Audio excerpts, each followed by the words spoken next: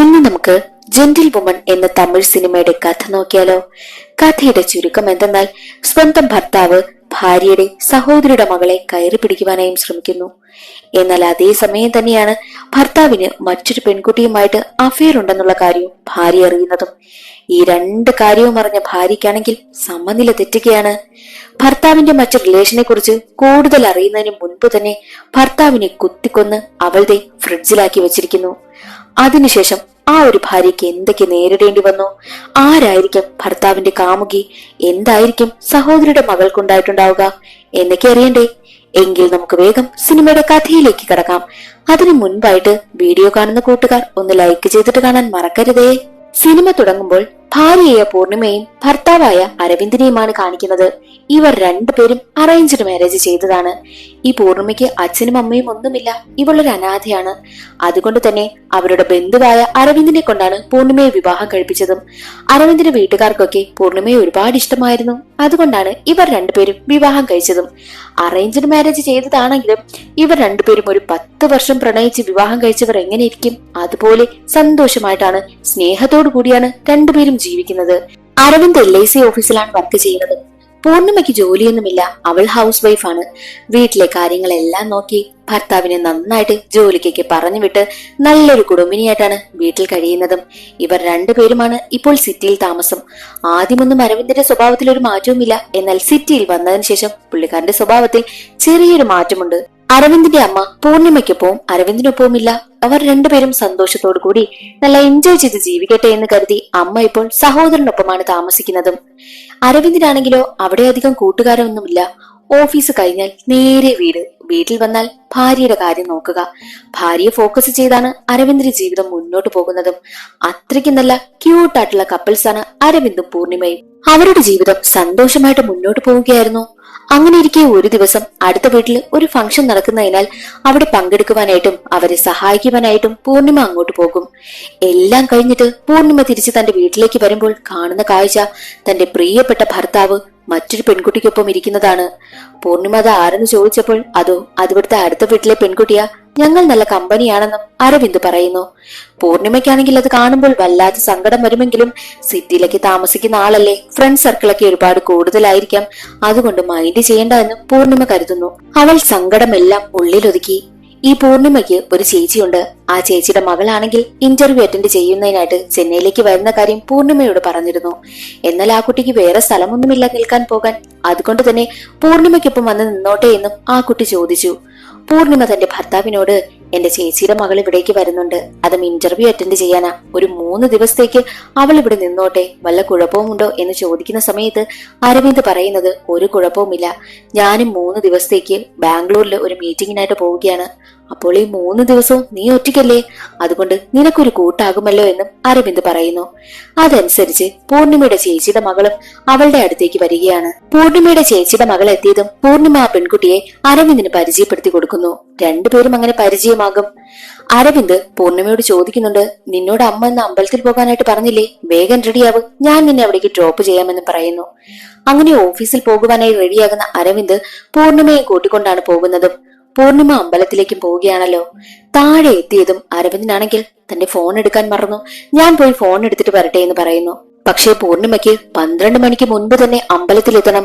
നിങ്ങളെങ്കിൽ പോയി ഫോൺ എടുത്തിട്ട് വാ, ഞാൻ അമ്പലത്തിലേക്ക് പോകാം, ഇനിയും നിന്നാൽ ചിലപ്പോൾ ലേറ്റ് ആകും, 12 മണിക്ക് മുമ്പ് അമ്പലത്തിലെത്താൻ അമ്മ പറഞ്ഞിരിക്കുന്നത് എന്ന് പറഞ്ഞിട്ട് പൂർണിമ അവിടെ നിന്നും ഓട്ടോയിൽ കയറി പോകും. ആ തക്കം നോക്കി അരവിന്ദ് നേരെ ഫോൺ എടുക്കുവാനായിട്ട് മുകളിലേക്ക് വന്നു. അവിടെ പൂർണിമയുടെ സഹോദരിയുടെ മകൾ മാത്രമാണല്ലോ ഉള്ളത്. അരവിന്ദ് മുകളിലേക്ക് വന്ന് കോളിംഗ് ബെൽ അടിക്കുന്ന സമയത്ത് ആ പെൺകുട്ടിയാണ് കതക് തുറക്കുന്നതും. എന്താ ഇതുവരെ പോയില്ലേ എന്ന് ചോദിക്കുന്ന സമയത്ത്, അല്ല, എന്റെ ഫോൺ ഇവിടെ ഇരിക്കുന്നെന്നാ തോന്നുന്നത്, അത് കണ്ടുപിടിക്കാനാ ഞാൻ വന്നതെന്നും അരവിന്ദ് പറയുന്നു. അങ്ങനെ അകത്ത് കയറി ഫോണിന് വേണ്ടിയിട്ടുള്ള തിരച്ചിലായി. അരവിന്ദും ആ ഒരു പെൺകുട്ടിയും ചേർന്നാണ് ഫോൺ തിരയുന്നതും. പക്ഷേ ഫോൺ തിരയുന്നെങ്കിലും അരവിന്ദിന്റെ കണ്ണ് മുഴുവൻ ആ പെൺകുട്ടിയുടെ മേലായിരുന്നു. സത്യത്തിൽ അവൻ ഫോണൊന്നും മറന്നു വെച്ചില്ല. അതവന്റെ വെറും ഒരു പ്ലാനാണ്. അവൻ ഫോൺ എടുക്കാനെന്ന മട്ടിൽ അവിടേക്ക് കയറി വന്നിട്ട് ആ പെൺകുട്ടിയുമായിട്ട് ക്ലോസ് ആയിട്ടിരിക്കാമെന്നാണ് അരവിന്ദ് കരുതിയിരിക്കുന്നത്. അത്രയ്ക്കും ഒരു മോശ സ്വഭാവക്കാരനാണ് ഈ അരവിന്ദ്. പക്ഷെ ഈ കാര്യം പൂർണിമയ്ക്കൊന്നും അറിയത്തില്ല. അങ്ങനെ ഒരു ഘട്ടത്തിൽ ഫോൺ കിട്ടും. ഫോൺ കിട്ടുന്ന സമയത്ത് അയ്യോ, ഈ ഐഡിയ തേഞ്ഞു പോയല്ലോ എന്ന് ചിന്തിക്കുമെങ്കിലും അവൻ അടുത്ത ഐഡിയ ഇറക്കുകയാണ്. എനിക്ക് കുടിക്കാനായിട്ട് കുറച്ച് ചൂടുവെള്ളം തരുമോ എന്ന് ആ പെൺകുട്ടിയോട് ചോദിക്കുന്നു. അവൾ ചൂടുവെള്ളം ഉണ്ടാക്കാനായിട്ട് കിച്ചണിലേക്ക് പോയതും അരവിന്ദ് പിന്നാലെ ചെന്ന് അവളെ കെട്ടിപ്പിടിക്കുവാനായി നോക്കും. പേടിച്ച പെൺകുട്ടി ചൂടുവെള്ളവും കൊണ്ട് തിരിയുന്ന സമയത്ത് അരവിന്ദിന്റെ ദേഹത്ത് തിളച്ച വെള്ളം വീഴുകയും അരവിന്ദ് ബോധം കെട്ട് വീഴുകയും ചെയ്തു. അത് കണ്ട ആ പെൺകുട്ടി ഒരുപാട് പേടിക്കും. അതേ സമയമായിരുന്നു അമ്പലത്തിൽ പോയിട്ട് പൂർണിമ തിരികെ വന്നതും. പൂർണിമ കാണുന്ന കാഴ്ച ബോധം കെട്ട് കിടക്കുന്ന അരവിന്ദിനെയും പേടിച്ച് വിറച്ചിരിക്കുന്ന ആ ഒരു പെൺകുട്ടിയുമാണ്. എന്തു പറ്റി, എന്താ ഇവിടെ സംഭവിച്ചത് എന്ന് ചോദിക്കുന്ന സമയത്ത് ഞാനൊന്നും ചെയ്തില്ല എന്ന് വളരെ പേടിയോട് കൂടിയാണ് ആ ഒരു പെൺകുട്ടി പറയുന്നതും. എന്താണ് അവിടെ സംഭവിച്ചതെന്ന് പൂർണിമയ്ക്ക് അറിയാനേ വയ്യ. അതേ സമയമായിരുന്നു അരവിന്ദിന്റെ ഫോൺ റിങ് ചെയ്യുന്നതും. അതും വിളിക്കുന്നതും മറ്റൊരു പെണ്ണ്. അത് കാരണം പൂർണിമ കോൾ എടുക്കും. അരവിന്ദ് ഈ ഫോൺ വിളിച്ച അന്നയുമായിട്ട് കുറെ നാളുകളായി അഫെയറിലാണെന്നും പൂർണിമയ്ക്ക് മനസ്സിലായി. മാത്രമല്ല, ബാംഗ്ലൂരിലേക്ക് പോകുന്നത് പറഞ്ഞ് അരവിന്ദ് ഇവിടുന്ന് പോയത് സത്യത്തിൽ അന്നയോടൊപ്പം ഗോവയിൽ കറങ്ങാൻ വേണ്ടിയിട്ടാണ്. അതെല്ലാം ആ ഫോൺ വഴി പൂർണിമയ്ക്ക് മനസ്സിലായി. താൻ ചതിക്കപ്പെട്ടു എന്ന് മനസ്സിലാക്കിയ പൂർണിമയാണെങ്കിൽ ഒരു കത്തിയെടുത്ത് അരവിന്ദിനെ കുത്തി കൊലപ്പെടുത്തുന്നു. പൂർണിമയ്ക്ക് വേറെ വഴിയില്ല. പൂർണിമ വളരെ പാവം പിടിച്ചൊരു പെൺകുട്ടിയാണ്. ഗ്രാമത്തിൽ നിന്ന് വന്ന ഒരു പെൺകുട്ടി. തന്റെ ഭർത്താവ് തന്നെ ഒരുപാട് സ്നേഹിക്കുന്നെന്നും തന്റെ ഭർത്താവിനെയും ഒരുപാട് സ്നേഹിച്ച് വിശ്വസിച്ച് ജീവിച്ച പെൺകുട്ടി. എന്നാൽ അവളിപ്പോൾ ചതിക്കപ്പെട്ടിരിക്കുകയാണല്ലോ. താൻ ഇത്രയും നാൾ ഭർത്താവിനെ സ്നേഹിച്ചിട്ടും അപ്പോൾ അയാൾ തന്നെ സ്നേഹിക്കുന്നതായി അഭിനയിക്കുകയായിരുന്നു എന്നുള്ള തോന്നലും പൂർണിമയ്ക്കുണ്ടായി. അങ്ങനെ ഒരു മാനസികാവസ്ഥയിലാണ് പൂർണിമ അരവിന്ദിനെ കുത്തി കൊലപ്പെടുത്തിയതും. വളരെ പാപമായിട്ടുള്ള ഒരു പെൺകുട്ടി താൻ ചതിക്കപ്പെടുന്നു എന്നറിഞ്ഞ സമയത്ത് അവൾ അങ്ങ് പ്രതികരിച്ചു പോയതാ. എന്നാൽ അതെല്ലാം കണ്ടുകൊണ്ട് സഹോദരിയുടെ മകളും പേടിച്ചു കുറച്ച് അവിടെ ഇരിക്കുന്നുണ്ടല്ലോ. ഒന്നും സംഭവിച്ചിട്ടില്ല, നീ ഒന്നും കരുതണ്ട, നീ ഉടനെ തന്നെ പോയി ഇന്റർവ്യൂ അറ്റൻഡ് ചെയ്യുമെന്ന് പറഞ്ഞ് ഒന്നും നടക്കാത്തതുപോലെ സഹോദരിയുടെ മകളെ അവിടെ നിന്ന് പറഞ്ഞു വിടുന്നു. എന്നിട്ട് ഭർത്താവിന്റെ ഡെഡ് ബോഡി എടുത്ത് ഫ്രിഡ്ജിനുള്ളിലേക്കും കയറ്റി വെക്കും. ഇത്രയും നടന്നിട്ടും പൂർണിമ വളരെ കൂളായിട്ട് നിൽക്കുന്നത് കാണുന്ന സഹോദരിയുടെ മകൾ ചോദിക്കുന്നുണ്ട്, ഞാൻ കാരണമല്ലേ ഇപ്പോൾ ഇങ്ങനെയൊക്കെ സംഭവിച്ചത് എന്ന് ചോദിക്കുമ്പോൾ പൂർണിമ പറയുന്നത്, നീ അങ്ങനെയൊന്നും ചിന്തിക്കണ്ട. ഇപ്പോൾ ഇത് കോർട്ട് കേസ് എന്ന് പറഞ്ഞൊക്കെ പോയി കഴിഞ്ഞാൽ ഉറപ്പായിട്ടും നമ്മൾ സ്ത്രീകളുടെ മണ്ടയിൽ മാത്രമേ അതിന്റെ കുറ്റം വരൂ. ഇനി ഭർത്താവിന് വേറെ അഫെയർ ഉണ്ടെന്ന് പറഞ്ഞാലും നമ്മുടെ മേലുള്ള കുറ്റം കൊണ്ടാണ് നമുക്ക് ഇങ്ങനെയൊക്കെ സംഭവിച്ചതെന്നേ സമൂഹം നമ്മളെ കുറ്റപ്പെടുത്തൂ. പിന്നെ ഭർത്താവായാലും നമ്മുടെ അച്ഛനായാലും സ്ത്രീകളെ വെറും വസ്തുവായിട്ട് മാത്രമാണ് കാണുന്നത്. അതെല്ലാം നീ മനസ്സിലാക്കണം. പിന്നെ നിന്നെ സ്നേഹിക്കുന്ന പയ്യനില്ലേ ജോസഫ്, അവനെ നീ സ്നേഹിച്ച് നീ വിവാഹം കഴിക്കണം. എന്നിട്ട് നിങ്ങൾ രണ്ടുപേരും നന്നായിട്ട് ജീവിക്കണം. നിങ്ങൾ പുറത്തോട്ടൊക്കെ പോകുവാനായി ശ്രമിക്കുകയല്ലേ, അവിടേക്ക് പോയി അടിപൊളിയായിട്ട് ജീവിക്കണം. ഈ കാര്യങ്ങളെല്ലാം ഞാൻ നോക്കിക്കോളാം. നീ നന്നായിട്ട് പോയി ഇന്റർവ്യൂ അറ്റൻഡ് ചെയ്യുന്നു പൂർണിമ സഹോദരിയുടെ മകളോട് പറയുന്നു. അങ്ങനെ ഒരു 2 ദിവസം കഴിഞ്ഞതും പൂർണിമയെ കാണുവാനായിട്ട് ഒരു പെൺകുട്ടി വരികയാണ്. അത് മറ്റാരുമല്ല, അന്ന തന്നെയാണ്. അരവിന്ദിന്റെ കള്ള കാമുകി. അന്നയെ കണ്ടതും പൂർണിമയ്ക്ക് ആളിനെ മനസ്സിലായി. അന്ന അകത്തേക്ക് വരും. അറിയാത്തതുപോലെയാണ് പൂർണിമ പെരുമാറുന്നത് പോലും. അരവിന്ദ് എവിടെ പോയി? 2-3 ദിവസമായല്ലോ അവനെ കണ്ടിട്ട്. എവിടെയാണ് പോകുന്നതെന്ന് വല്ലതും പറഞ്ഞിരുന്നോ എന്നൊക്കെ ചോദിക്കുമ്പോൾ പൂർണിമ പറയുന്നത്, അതോ ഒരു മീറ്റിംഗിനായിട്ട് പുറത്തേക്ക് പോയിരിക്കുക, അതോ ഒരു മീറ്റിംഗിന്റെ കാര്യം സംബന്ധിച്ച് പുറത്തേക്ക് പോയിരിക്കുക, അതാ കാണാത്തതെന്നും പൂർണിമ പറയുന്നു. അത് കേട്ട് അന്ന ചോദിക്കുന്നത്, അപ്പോൾ വിളിച്ചില്ലേ, ഇതുവരെയും ഒന്നും പറഞ്ഞില്ലേ എന്ന് ചോദിക്കുമ്പോൾ പൂർണിമ പറയുന്നത്, അത് ഞാൻ പുറത്തേക്ക് മീറ്റിംഗിനൊക്കെ അദ്ദേഹം പോയി കഴിഞ്ഞാൽ ഞാൻ അങ്ങനെ വിളിച്ച് ശല്യപ്പെടുത്താറില്ല. എന്തെങ്കിലും കഴിയുന്ന സമയത്ത് എന്നെ വിളിക്കുമായിരിക്കുമെന്നും പൂർണിമ പറയുന്നു. അരവിന്ദിനെ കാണാത്ത സങ്കടമെല്ലാം അന്നയുടെ മുഖത്തുണ്ടായിരുന്നു. അതെല്ലാം ശ്രദ്ധിച്ച പൂർണിമ ചോദിക്കുന്നുണ്ട്, അല്ല നിങ്ങൾ ആരാ, അരവിന്ദിനെ എങ്ങനെയാ പരിചയം എന്നൊക്കെ ചോദിക്കുമ്പോൾ അന്ന പറയുന്നത്, അതോ അത് ഞാൻ ഇൻഷുറൻസ് പുതുക്കാനായിട്ട് വന്നതാ, ഞാനൊരു ഇൻഷുറൻസ് എടുത്തിരുന്നു, അത് സംബന്ധിച്ച് വന്നതാണെന്നും അന്ന കള്ളം പറയും. അത് കേട്ട് പൂർണിമ ചോദിക്കുന്നത്, അല്ല ഈ അരവിന്ദ് അല്ലാതെ നിങ്ങൾക്ക് വേറെ ആരെയും കിട്ടിയില്ലേ എന്ന് കുത്തുന്നത് പോലെയാണ് പൂർണിമ ചോദിക്കുന്നതും. എന്നാൽ അതിന് മറുപടിയായിട്ട് അന്ന പറയുന്നത്, ഞാൻ അരവിന്ദിൽ നിന്ന് ഇൻഷുറൻസ് എടുത്തത്, അതുകൊണ്ട് അരവിന്ദ് തന്നെ പുതുക്കിയാൽ മതിയെന്നും അന്ന പറയുന്നു. എന്നാൽ പൂർണിമ പറയുന്നത്, ഇനി കുറച്ചു ദിവസം കഴിഞ്ഞൊക്കെ ചിലപ്പോൾ വരുമായിരിക്കും, അതുകൊണ്ട് മറ്റാരെങ്കിലും കൊണ്ട് പുതുക്കിക്കുവാനായിട്ടും പൂർണിമ പറയുന്നു.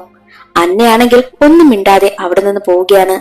അതിനുശേഷം കാണിക്കുന്നത് കുറെ നാളുകൾക്ക് മുൻപുള്ള അന്നയുടെയും അരവിന്ദിന്റെയും നിമിഷങ്ങളാണ്. ഇവർ രണ്ടുപേരും ഒരുപാട് നാളായി പ്രണയത്തിലായിരുന്നു. പക്ഷെ അരവിന്ദിന്റെ വീട്ടുകാർക്ക് അന്നയെ അവൻ വിവാഹം കഴിക്കുന്നതിനോട് ഒട്ടും തന്നെ താല്പര്യമില്ല. അവരുടെ വീട്ടുകാർക്കാണെങ്കിൽ സിറ്റിയിലുള്ള ഒരു പെൺകുട്ടിയെ അരവിന്ദ് വിവാഹം കഴിക്കുന്നതിനോട് ഒട്ടും തന്നെ താല്പര്യമില്ലാത്തതിനാലാണ് നാട്ടിൻ പുറത്തുകാരിയായ പൂർണിമയെ, അതും ബന്ധുവായിട്ടുള്ള പൂർണിമയെ അരവിന്ദിനെ കൊണ്ട് വിവാഹം കഴിപ്പിച്ചതും. പക്ഷെ അരവിന്ദ് ഒട്ടും താല്പര്യമില്ലാതെയാണ് പൂർണിമയെ വിവാഹം കഴിച്ചത്. അരവിന്ദിന്റെ മനസ്സ് മുഴുവൻ അന്നയായിരുന്നു. പൂർണിമയെ വിവാഹം കഴിച്ചിട്ട് പോലും അരവിന്ദ് അന്നയുമായിട്ടുള്ള ബന്ധം നന്നായിട്ട് മുന്നോട്ട് കൊണ്ടുപോയിരുന്നു. ആ കാര്യങ്ങളെല്ലാം അരവിന്ദിന്റെ അമ്മയ്ക്കറിയാം. ഒരു ഞായറാഴ്ച കിട്ടിയാൽ പോലും അരവിന്ദ് പൂർണിമയ്ക്ക് അടുത്തിരിക്കാതെ നേരെ അന്നയ്ക്കടുത്തെത്തും. അത് മനസ്സിലാക്കിയ അമ്മ അരവിന്ദിനെ ഫോൺ വിളിച്ചിട്ട്, എടാ, നീ കല്യാണം കഴിച്ച പൂർണിമ അവളൊരു പാവമാടാ, പാവ നാട്ടിൻ പുറത്തുകാരി. അവളെ നിനക്ക് എങ്ങനെ പറ്റിക്കാൻ തോന്നുന്നു? നീ എന്തിനാ വീണ്ടും വീണ്ടും അന്നയുമായിട്ടുള്ള ബന്ധം മുന്നോട്ട് കൊണ്ടുപോകുന്നത് എന്നൊക്കെ അമ്മ ചോദിക്കും. പക്ഷെ അമ്മ പറയുന്നതൊന്നും കേൾക്കുവാൻ പോലും അരവിന്ദ് കൂട്ടാക്കുന്നതേയില്ല. അങ്ങനെ അതൊക്കെ കഴിഞ്ഞ് വീണ്ടും പ്രസന്റ് ആണ് കാണിക്കുന്നത്. അരവിന്ദിനെ 3-4 ദിവസമായിട്ട് കാണാത്തത് കൊണ്ട് അന്നയാണെങ്കിൽ സ്റ്റേഷനിൽ വന്ന് കംപ്ലൈന്റ് കൊടുക്കും. അന്ന എങ്ങനെയാണ് കംപ്ലൈന്റ് കൊടുത്തതെന്നാൽ, ഞാൻ LICയുടെ കാര്യം സംബന്ധിച്ച് ഒരാളുടെ കയ്യിൽ കുറച്ച് കാശ് ഏൽപ്പിച്ചിരുന്നു. എന്നാൽ ഇപ്പോൾ കാശും കാണുന്നില്ല, ആളിനെയും കാണുന്നില്ല.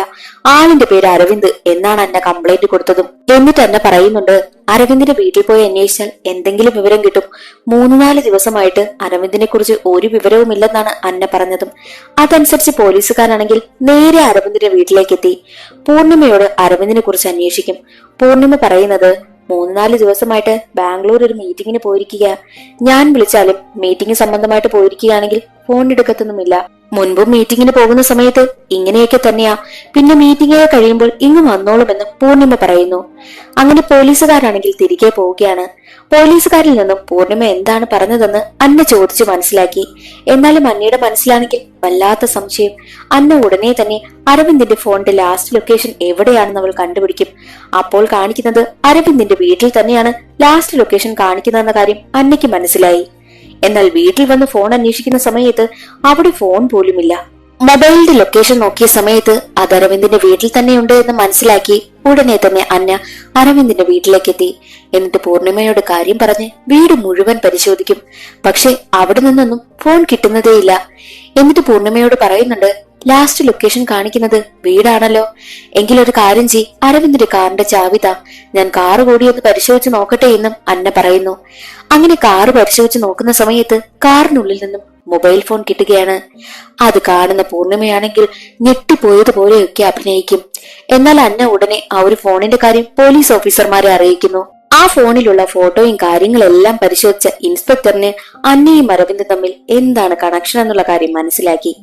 അതുകൊണ്ട് തന്നെ അവർ തമ്മിൽ വെറുമൊരു ഇൻഷുറൻസ് പോളിസിയുടെ പേരിലുള്ള ബന്ധമല്ല എന്ന് മനസ്സിലാക്കിയ ഇൻസ്പെക്ടർ ആണെങ്കിൽ അന്നയോട് വളരെ മോശപ്പെട്ട രീതിയിലാണ് സംസാരിക്കുന്നതും. എന്ന് വെച്ചാൽ അത്തരമൊരു ബന്ധമായതുകൊണ്ട് അന്നയെ കുത്തിയൊക്കെയാണ് സംസാരിക്കുന്നതും. അതൊന്നും ഇഷ്ടമാകാത്ത അന്നയാണെങ്കിൽ ഉടനെ അവർക്കും ഉയർന്ന ഉദ്യോഗസ്ഥന് പോയി കംപ്ലൈന്റ് കൊടുക്കും. അത് കാരണം ഈ ഒരു പോലീസ് ഇൻസ്പെക്ടറിന് വല്ലാത്ത പ്രഷർ വരികയാണ്. അരവിന്ദിനെ കണ്ടെത്തുക എന്നത് വല്ലാത്തൊരു തലവേദന കേസായി പോലീസിന് മാറി. അരവിന്ദിനെ കണ്ടെത്താനായിട്ട് ഇൻസ്പെക്ടറിന് കഴിയാത്തതിനാൽ കമ്മീഷണർ തന്നെ ആ ഒരു കേസ് ഏറ്റെടുത്ത് അന്വേഷിക്കുകയാണ്. എന്നാൽ ആ ഒരു കേസ് അന്വേഷണത്തിൽ നിന്നും ഒരു കാര്യം കമ്മീഷണറിന് മനസ്സിലായി. അരവിന്ദിന്റെ ഭാര്യയായിട്ടുള്ള പൂർണിമയാണെങ്കിൽ വളരെ കൂളായിട്ട് നടക്കുന്നുണ്ട്. പൂർണിമയാകണ്ടേ അരവിന്ദിനെ കാണാനില്ല എന്ന കേസ് കൊടുക്കേണ്ടത്. എന്നാൽ പൂർണിമ ഇതുവരെയും കേസ് കൊടുത്തിട്ടില്ല. അപ്പോൾ പൂർണിമ ഇങ്ങനെ നടക്കണമെങ്കിൽ പൂർണിമയ്ക്കും അരവിന്ദിനും മിസ്സിംഗും തമ്മിൽ എന്തോ ബന്ധമുണ്ടെന്ന് കമ്മീഷണറിന് വല്ലാത്ത സംശയമുണ്ടാകുന്നു. അതേ സംശയം തന്നെ അന്നയ്ക്കും ഉണ്ടാവുകയാണ്. അന്ന ആ സംശയം നേരിട്ട് ചോദിക്കുവാനായിട്ട് പൂർണിമയ്ക്ക് അടുത്തേക്ക് എത്തി. അരവിന്ദിനെ കുറിച്ച് അറിയുന്നതിന് വേണ്ടിയിട്ട് അന്ന പൂർണിമയെ കാണുവാനായും എത്തി. എന്നിട്ട് പൂർണിമയോട് ഒരു കാര്യം അന്ന പറയുന്നു, ഞാൻ എന്തായാലും നിന്നെയും അരവിന്ദിനെയും പിരിക്കാൻ വേണ്ടിയിട്ടല്ല വന്നത്. ഇനി ഞാൻ ഒരിക്കലും നിങ്ങളുടെ രണ്ടുപേരുടെയും ജീവിതത്തിനിടയിൽ വരത്തുമില്ല. അരവിന്ദ് എവിടെയാണെന്ന് അറിഞ്ഞാൽ മതി. അവൻ ജീവനോടെ ഇരിക്കുന്നെങ്കിൽ എനിക്കിത് സന്തോഷമാകുമായിരുന്നു. അരവിന്ദ് എവിടെയുണ്ടെന്ന് എനിക്ക് അറിഞ്ഞാൽ മതി. എവിടെയായാലും അവൻ സന്തോഷത്തോടുകൂടി സമാധാനത്തോടുകൂടി ജീവിച്ചാൽ മതി. ആ ഒരു വിശ്വാസത്തിൽ ഞാൻ മുന്നോട്ട് ജീവിച്ചോളാം. എനിക്ക് കുട്ടിക്കാലത്തെ അച്ഛനും അമ്മയും നഷ്ടപ്പെട്ടതാ. ഞാൻ അന്ന് മുതൽ അനാഥയായിട്ടാ വളർന്നത്. ആ ഒരു ഒറ്റപ്പെട്ട ജീവിതത്തിലേക്കാണ് അരവിന്ദ് കടന്നു വന്നതും. അരവിന്ദ് വന്നതോടുകൂടി എനിക്ക് ആരൊക്കെയോ ഉണ്ട്, എനിക്കും ബന്ധുക്കളൊക്കെ ഉണ്ട് എന്നുള്ളൊരു തോന്നൽ എനിക്ക് വന്നു തുടങ്ങി. ആ ഒരു ഒറ്റപ്പെടലിൽ നിന്നും എന്നെ പുറത്തേക്ക് കൊണ്ടുവന്നത് അരവിന്ദാണ്. പക്ഷേ ഇപ്പൊ അരവിന്ദ് ഇല്ല എന്നത് എനിക്ക് ചിന്തിക്കാനേ പറ്റുന്നില്ല. അവൻ എവിടെയുണ്ടെന്ന് മാത്രം എന്നോടൊന്ന് പറഞ്ഞാൽ മതി. അത് മാത്രമല്ല, എനിക്ക് ഒരു സത്യം കൂടി നിന്നോട് പറയാനുണ്ട്. ഞാൻ പ്രഗ്നന്റ് ആണ്. എന്റെ കുഞ്ഞിന്റെ അച്ഛൻ അരവിന്ദ് ആണെന്നും അന്ന പറയുന്നു. അത് കേട്ട് പൂർണിമ ഞെട്ടിപ്പോകും. അന്ന താൻ ഗർഭിണിയാണെന്ന് പറയുന്നത് കേട്ട് പൂർണിമയ്ക്ക് വല്ലാതെ സങ്കടം വരുന്നു. അവൾ വളരെ ഇമോഷണൽ ആവുകയാണ്. എന്നാൽ അടുത്ത ദിവസം തന്നെ അന്നയെ കാണുന്നതിന് വേണ്ടിയിട്ട് ആ ഒരു ഉയർന്ന ഉദ്യോഗസ്ഥൻ അന്നയുടെ വീട്ടിലേക്ക് ചെല്ലും. അരവിന്ദിനെ സംബന്ധിച്ചുള്ള കേസിനെ പറ്റി പറയുന്നതിന് വേണ്ടിയിട്ടാണ് ചെല്ലുന്നതും. എന്നിട്ട് അന്നയോട് ചോദിക്കുന്നുണ്ട്, ഇത്രയും വലിയ വീട്ടിൽ നീ തനിയാണോ താമസിക്കുന്നത്? അതിനന്ന അതേ എന്ന് മറുപടി പറയുന്നു. അതെങ്ങനെയാ ഇവിടെ നിനക്ക് തനിയെ താമസിക്കുവാനായി തോന്നുന്നത് എന്ന് ചോദിക്കുമ്പോൾ, അത് ഞാനിങ്ങനെ താമസിച്ച് എനിക്കത് ശീലമായെന്നും അന്ന പറയും. എന്നാൽ ആ ഒരു ഉദ്യോഗസ്ഥൻ ചോദിക്കുന്നത്, എങ്കിൽ ഇനി മുതൽ ഞാനും കൂട്ടിന് വരട്ടെ എന്നായിരുന്നു. അത് മറ്റൊരു ഉദ്ദേശത്തിലൂടെയുള്ള സംസാരമാണെന്നും അന്നയ്ക്ക് മനസ്സിലായി. അന്ന അതുകൊണ്ട് തന്നെ ആ ഒരു ഉദ്യോഗസ്ഥനെ എതിർക്കും. എന്നാൽ അയാളാണെങ്കിൽ അന്നയെ ഒരുപാട് ഉപദ്രവിക്കുകയും ചെയ്യുന്നു. എന്നാൽ അതേ സമയം തന്നെയായിരുന്നു അന്നയെ കാണുന്നതിന് വേണ്ടിയിട്ട് പൂർണിമ അന്നയുടെ വീട്ടിലേക്ക് വന്നതും. അങ്ങനെ അന്ന കഥക് തുറക്കുന്നു. അന്നയോട് പൂർണിമ പറയും, നിങ്ങളുടെ രണ്ടുപേരുടെയും കാര്യം ഞാൻ അറിഞ്ഞ സമയത്ത് നിന്റെ മുടിക്ക് കുത്തിപ്പിടിച്ചിട്ട് എന്തിനാടി നീ എന്റെ ജീവിതത്തിനിടയിൽ വന്നത് എന്ന് ചോദിക്കുവാനായിട്ട് എന്റെ മനസ്സ് വന്നതാ. പക്ഷേ അതിനെനിക്ക് തോന്നിയില്ല. പിന്നെ നീ പറഞ്ഞതുപോലെ അരവിന്ദ് നിന്നെ ഒരുപാട് കെയർ ചെയ്ത് ഒരുപാട് സ്നേഹിച്ചാണ് നോക്കിയെന്നൊക്കെ നീ പറഞ്ഞു. പക്ഷെ എനിക്ക് തോന്നുന്നില്ല അവൻ നിനക്ക് ലോയൽ ആയിരുന്നുവെന്ന്. അവൻ എന്നെ മാത്രമല്ല നിന്നെയും അവൻ സ്നേഹിച്ചിട്ടില്ല. അവൻ നമുക്ക് രണ്ടുപേർക്കും സത്യസന്ധനല്ലായിരുന്നു. എന്നിട്ട് പൂർണിമ അന്നയോട് ചോദിക്കും, നിന്റെ അടുത്ത പ്രശ്നം എന്താ? നിന്റെ കുഞ്ഞിന്റെ അച്ഛൻ ആരെന്ന്. അരവിന്ദിനെ പോലെ ഒരുത്തനാണ് നിന്റെ കുഞ്ഞിന് അച്ഛനെന്ന് പറയുന്നതിനേക്കാൾ നല്ലത് നിന്റെ കുഞ്ഞിന് അച്ഛനില്ലെന്ന് പറയുന്നതാ. അതുകൊണ്ട് തന്നെ നിന്റെ കുഞ്ഞിന്റെ അച്ഛനെ ഞാൻ കൊന്നുകളഞ്ഞുവെന്നും പൂർണിമ പറയും. അത് കേട്ടതും അന്നയ്ക്ക് താങ്ങാനായില്ല. അന്ന തളർന്നു വീഴുകയാണ് ചെയ്തതും. ഉടനെ തന്നെ പൂർണിമയാണെങ്കിൽ അന്നയ്ക്ക് കൊടുക്കുവാനായിട്ട് വെള്ളമെടുക്കാൻ ഫ്രിഡ്ജ് തുറക്കുവാനായും പോയി. ഫ്രിഡ്ജ് തുറന്നതും ദേ ആ ഒരു ഉയർന്ന ഉദ്യോഗസ്ഥന്റെ ഡെഡ് ബോഡി തറയിലേക്ക് വന്ന് വീഴുന്നു. എങ്ങനെയാണോ പൂർണിമ അരവിന്ദിനെ കൊന്നിട്ട് ഫ്രിഡ്ജിനകത്താക്കി വെച്ചിരുന്നത്, അതുപോലെ തന്നെയാണ് ദേ ഇപ്പോൾ അന്നയും ആ ഒരു ഉദ്യോഗസ്ഥനെ കൊന്ന് ഫ്രിഡ്ജിലാക്കി വെച്ചിരിക്കുന്നതും. പൂർണിമയ്ക്കടുത്തേക്ക് അപ്പോൾ അന്ന വരുന്നു. എന്നിട്ട് അന്നയാണെങ്കിൽ നടന്ന കാര്യങ്ങളെല്ലാം പൂർണിമയോട് തുറന്നു പറയും. അന്നയുടെ ഭാഗത്തും ശരിയുണ്ടെന്നുള്ള കാര്യം പൂർണിമയ്ക്ക് മനസ്സിലായി. ഉടനെ തന്നെ പൂർണിമ അന്നയും വിളിച്ചും കൊണ്ട് അവിടെ നിന്ന് പോവുകയാണ്. പിന്നീടുള്ള ദിവസങ്ങളിലെല്ലാം അന്ന പൂർണിമയ്ക്കൊപ്പമാണ് താമസിക്കുന്നതും. അന്നയ്ക്ക് വേറെ ആരുമില്ലല്ലോ. അതുകൊണ്ട് തന്നെ അവളുടെ പ്രസവകാലം എല്ലാം നോക്കുന്നത് പൂർണിമ തന്നെയായിരുന്നു. അരവിന്ദിന്റെ കാര്യം അന്വേഷിച്ചു വന്ന പോലീസുകാർക്കും ഇവർ രണ്ടും ഒരുമിച്ച് താമസിക്കുന്നത് കാണുമ്പോൾ നല്ല സംശയമൊക്കെ തോന്നുന്നുണ്ട്. മാത്രമല്ല അതെല്ലാം കഴിഞ്ഞ് പുറത്തേക്കിറങ്ങിയ പോലീസുകാരനാണെങ്കിലോ ദേ വെളിയിലൊരു പട്ടി നിന്ന് മനുഷ്യന്റെ അസ്ഥി പോലൊരു അസ്ഥി കടിച്ചു നുറുക്കി തിന്നുന്നത് പോലീസുകാരൻ കാണുന്നു. അതെന്തെന്ന് നോക്കാൻ ചെന്നപ്പോൾ പട്ടി എടുത്തിട്ട് കടിക്കുകയാണ് ചെയ്തത്. യഥാർത്ഥത്തിൽ അതെന്തെന്നാൽ ആ ഒരു പോലീസുകാരനെയും അരവിന്ദിനെയും അന്നയും പൂർണിമയും ചേർന്ന് കുക്കറിലിട്ട് അടിച്ച് അതൊരാഹാരമാക്കി തെരുവിലുള്ള പട്ടികൾക്ക് വിളമ്പുകയാണ് ചെയ്തത്. അതോടുകൂടി സിനിമയുടെ കഥ അവസാനിക്കുകയാണ്. ഇന്നത്തെ ഈ ഒരു വീഡിയോ എല്ലാവർക്കും ഇഷ്ടമായെന്ന് കരുതുന്നു. ഇഷ്ടമായാൽ ഒന്ന് ലൈക്ക് ചെയ്ത് സപ്പോർട്ട് ചെയ്യാനും ചാനൽ ഇഷ്ടമായാൽ സബ്സ്ക്രൈബ് ചെയ്യാനും മറക്കരുതേ. അടുത്തൊരു സിനിമയുടെ കഥയിൽ കാണാം. അതുവരെ എല്ലാവർക്കും ബൈ.